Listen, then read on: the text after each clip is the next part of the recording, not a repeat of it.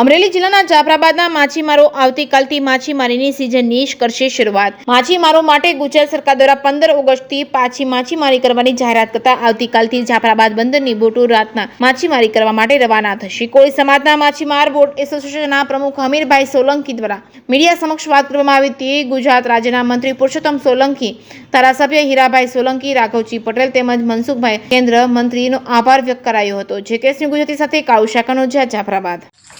આપનું નામ સાહેબ? હું જાફરાબાદ કોળી સમાજ બોટેશ્વરના પ્રમુખ છું, હમીરભાઈ સોલંકી, જાફરાબાદ।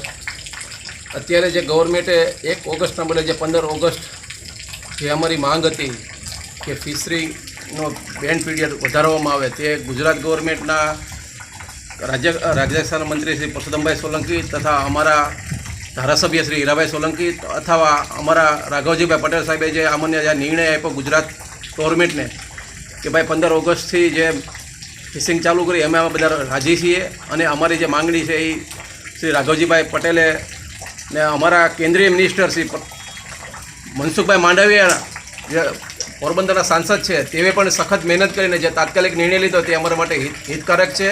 અને અમારી સિઝન 71 દિવસનું જે બેન્ડ પીરિયડ કરાવ્યું તે વતી અમે ગુજરાત સરકાર અને કેન્દ્ર સરકારનો બી આભારી છીએ।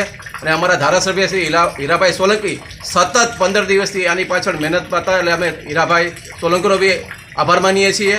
અને અમે હવે 71 દિવસનું અમારું વેકેશન પૂરું થયું, હવે 15 ઓગસ્ટથી અમે જે ફિશિંગ કરવાનો અમારો જે ટાઈમ છે એ અમે અત્યારે ચાલુ થઈ ગયો છે ને હવે અમે ફિશિંગ માટે નીકળશું। અને જે હવે કોઈ ભગવાનના માં દરિયાદેવની રજા લઈ અને અમે જે ફિશિંગ કરશું અને બધા ફિશરમેનનું આખા ગુજરાત અને મહારાષ્ટ્ર બધા ફિશરમેન અત્યારે લગભગ તૈયારીમાં હશે અને લગભગ કાલે બધા ફિશિંગમાં નીકળશે એવો અમને આશા છે। હવે કુદરત જો અમને કાંઈ આમાં આફત ન આવે એવી અમે દરિયાદેવને અમે પ્રાર્થના કરીએ છીએ।